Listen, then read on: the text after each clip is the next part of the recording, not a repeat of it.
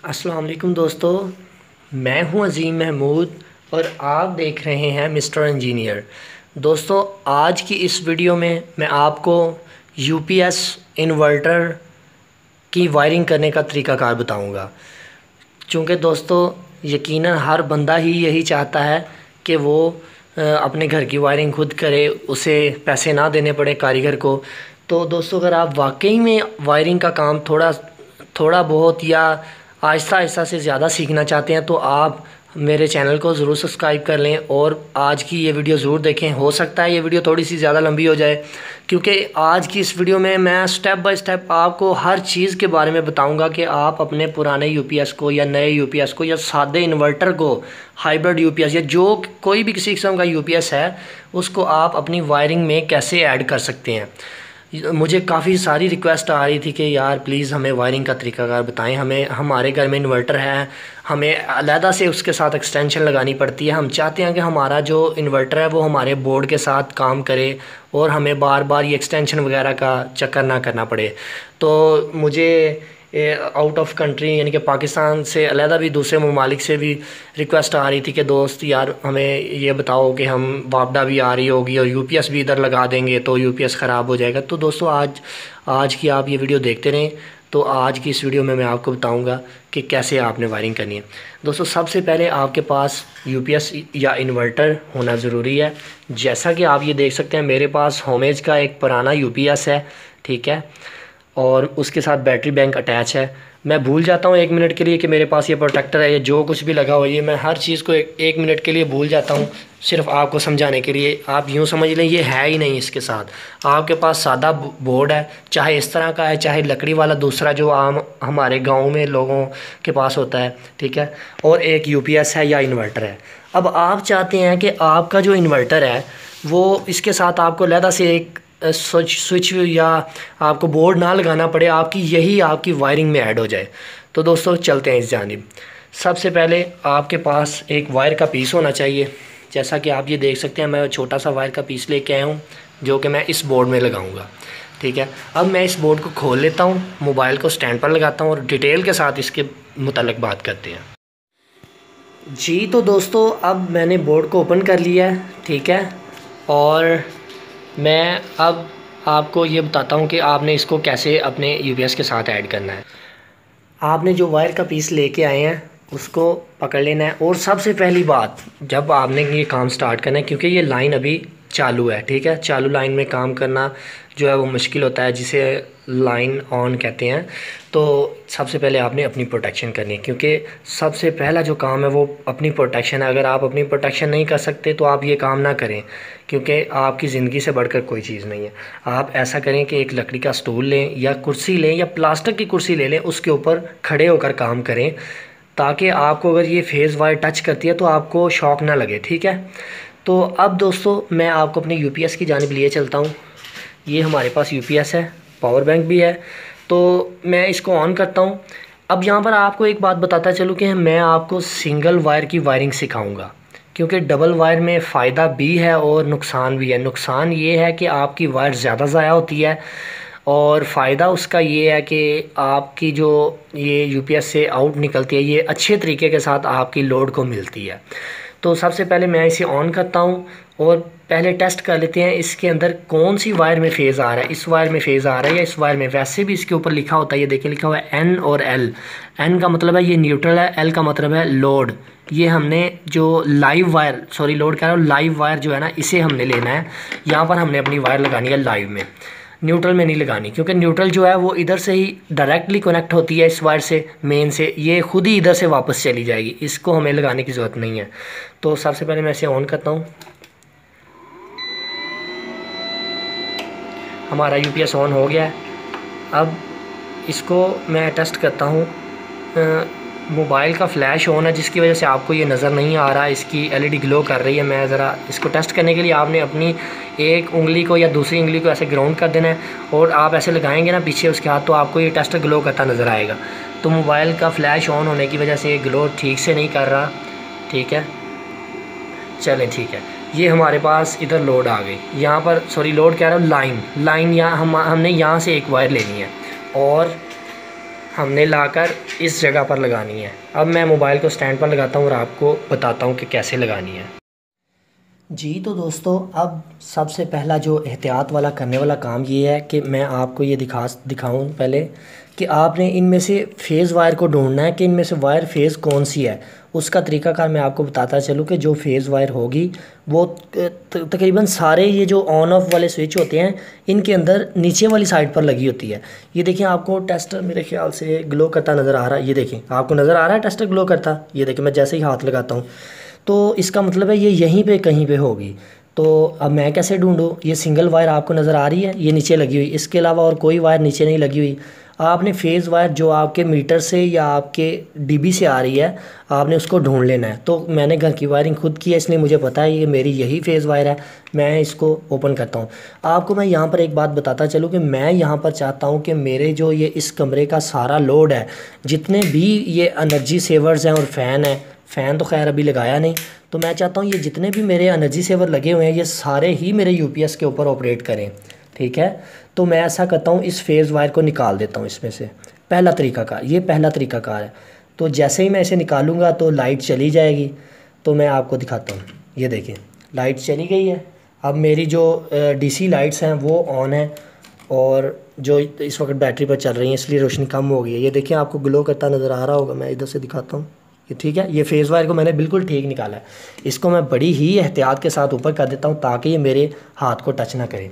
अब जो मैंने यूपीएस में वायर लगानी है, ये ब्लैक कलर की है, जो भी आप लेके आएँ, आपने इसको एहतियात के साथ काट कर जैसे वो निकाली थी, जिस जगह से वो निकाली थी, आपने उसी जगह पर ही इसको लगाना है। ये पहला तरीकाकार है। मैं दूसरा तरीकाकार भी आपको बताता हूँ कि दूसरे तरीकाकार में आपने कैसे इसको ऑपरेट करवाना है। कि आप चाहते हैं कि आपका ये पूरा कमरे में जितने एनर्जी सेवर्स हैं वो ऑन ना हो, आप चाहते हैं कुछ एनर्जी सेवर्स ऑन हो। तो मैं अभी यूपीएस को ऑन करता हूँ और आप खुद देखिएगा।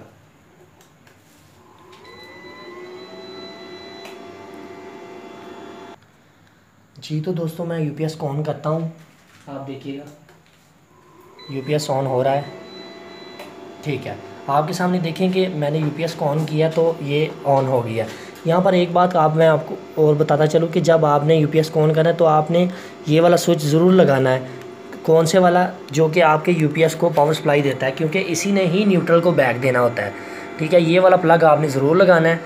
ठीक है, और जिससे न्यूट्रल बैक होती हुई आपके इस बोर्ड में आती है।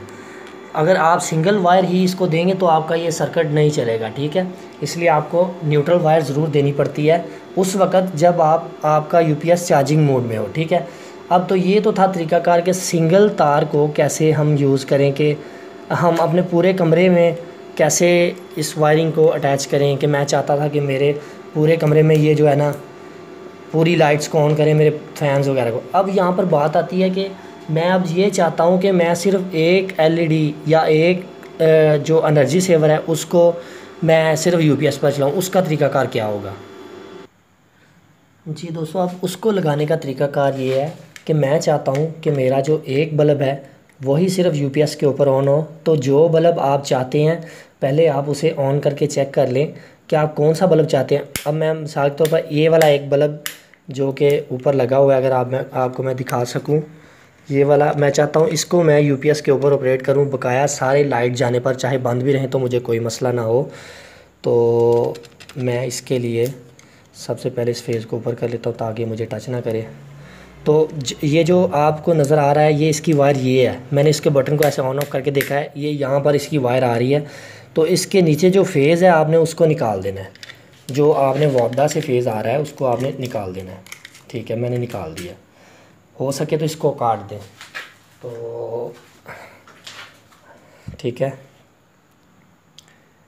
अब दोस्तों मैं ऐसा करूँगा, जो मेरी यूपीएस से वायर आ रही है मैं इसके नीचे अटैच कर दूँगा, इस बटन के नीचे, सिर्फ एक बटन के नीचे, ताकि मेरा सिर्फ ये एक बटन ही ऑन हो। ठीक है, मैं इसको अटैच करता हूँ और आपको दिखाता हूँ। इसको मैं ऑन करता हूँ, यूपीएस को दोबारा से ऑन करता हूँ। ठीक है, हमारी ये एक लाइट ऑन होगी। आप ये देख सकते हैं कि हमारी ये वाली जो लाइट है ये यूपीएस पर ऑपरेट कर रही है, बाकी सारी लाइट्स बंद है हमारी, सिर्फ एक लाइट ये ऑपरेट हो रही है यूपीएस के ऊपर। तो तो दोस्तों ये तो था तरीक़ाकार कि आप एक लाइट को कैसे अपने यूपीएस के साथ अटैच कर सकते हैं या ज़्यादा लाइट्स को कैसे यूपीएस पर ऑपरेट कर सकते हैं, अपने पूरे कमरे को कैसे यूपीएस पर ऑपरेट कर सकते हैं। करना सिर्फ आपने ये है कि एक फेज़ वायर जो मीटर से आ रही है, जो डीबी से आ रही है, उसको आपने निकाल देना, ऊपर कर देना है। उसकी जगह पर आपने फेज़ वायर डाल देनी है। सिर्फ ये करना है, करना और कुछ भी नहीं है। तो अब यहाँ पर सवाल ये बनता है कि ज़रूरी नहीं कि मेरा एक घर में एक ही कमरा हो, मेरे घर में ज़्यादा कमरे भी हैं। तो मैं चाहता हूँ कि मेरे सभी कमरों में ये जो यूपीएस की लाइन है ये जाए। अगर तो आपने पहले से वायरिंग नहीं की हुई तो आप ऐसा करें, इसको दीवार के साथ ऐसे लगा दें, दीवार के साथ लगा के लेते जाएं उस कमरे में जहाँ पर आप चाहते हैं। इस बोर्ड के अंदर से निकाल लें एक वायर, इसके अंदर से सुराख करके, या वैसे जिस तरह, क्योंकि आप निकाल सकते हैं मुझे पता है, इस तरह ले जाएं दूसरे कमरे में क्लम्प्स लगाकर, जिसे गठियाँ बोलते हैं, लगाकर इसी सिंगल वायर को आप ले जाएं उसके यूपीएस के वायर को दूसरे कमरे में। वहीं पर जाकर आपने जितनी एलईडीज़, जितने बल्ब, जितने फ़ैन चलाने हैं उन सब में आप ये इस वायर को एंटर कर दें। और याद आपने एक बात रखनी है कि जो आपकी ये फेज़ वायर है जो डीबी से आ रही है उसको निकालना आपने भूलना नहीं है, क्योंकि अगर आपने उसको नहीं निकाला, आप इसको उसके साथ अटैच करेंगे तो बूम हो जाएगा, फिर ना कहिएगा मैंने बताया नहीं। तो दोस्तों इस वीडियो को बनाने का सिर्फ यही मकसद था कि आपको मैं अपनी वायरिंग खोल कर तरीके के साथ समझा सकूं एक एक स्टेप के बारे में। तो मैं लास्ट में आपको ये बात बताता चलूँ कि जो आपने यूपीएस से वायर्स अपने पहले बोर्ड में लेके आनी है वो आप कोशिश करें दोनों ही यूज़ करें, दोनों वायर ही यूज़ करें। और अगर तो आपकी वायरिंग पहले से ही यूपीएस में, मिसाल के तौर पर आपने नया घर बनवाया तो पहले से ही वो कारीगर ने वायरिंग की हुई है, तो आप उस एक तार जो कि ये आप देख सकते हैं सफ़ेद कलर की है, ये पहले से उसने इंस्टॉल की होगी, आप इसके साथ इस यूपीएस की वायर को जोड़ दें। आपके टोटली जितनी आगे सप्लाई जा रही है उसके अंदर ये ऐड हो जाएगा, यूपीएस चला जाएगा खुद से ही। तो मैंने यहाँ पर नीचे जो है वो न्यूट्रल दी हुई है और ऊपर यूपीएस की फेज़ दी हुई है। तो मैं ऐसे करता हूँ कि जब भी मुझे ज़रूरत पड़ती है कि मैं समझता हूँ कि मैंने जब यूपीएस को अपने कमरों में सप्लाई भेजनी है तो मैं इसकी सॉकेट को इसके अंदर लगा देता हूँ। ये सीधी मैं दिखा के दिखाता हूँ, ये देखिए ऐसे लगा देता हूँ। तो मेरी जितनी भी आगे सप्लाई है ये सफ़ेद कलर की तार के साथ ये सारी आगे से एनर्जाइज हो जाती है और पूरे कमरे में, पूरे घर में मेरी यूपीएस की जो वायरिंग है वो ऑन हो जाती है।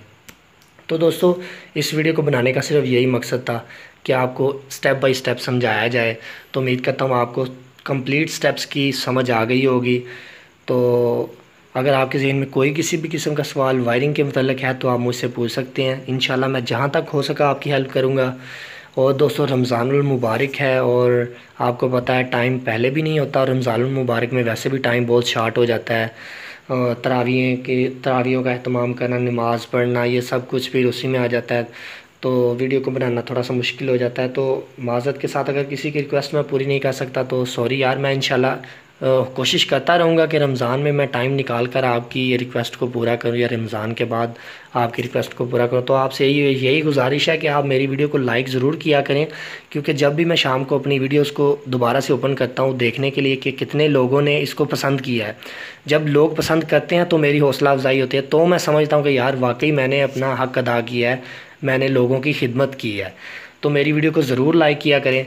अगर आपको नहीं पसंद आती आप डिसलाइक कर दें, मगर लाइक या डिसलाइक ज़रूर किया करें ताकि मुझे पता चले कि मुझ में ये कमी है तो मैं उसको दूर करूं। अगर हो सके तो कमेंट्स में भी बता दिया करें, मगर जो बुरी लैंग्वेज है उससे ग्रेस किया करें।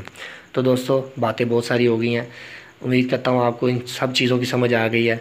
दोस्तों मेरे चैनल को भी ज़रूर सब्सक्राइब कीजिएगा और मेरे हक़ में दुआ भी ज़रूर कर दीजिएगा और अपनी दुआओं में याद रखिएगा। अल्लाह हाफ़िज़।